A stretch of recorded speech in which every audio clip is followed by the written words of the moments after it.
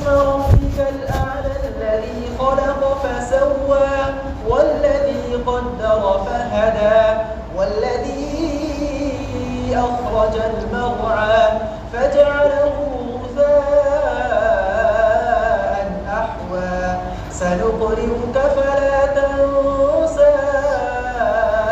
إلا ما شاء الله إنه يعلم الجهر وما يخفى ونيسرك لليسرى فذكر إن نفعت الذكرى سيذكر من يخشى ويتجنبها الأشقى الذي يصلى النار الكبرى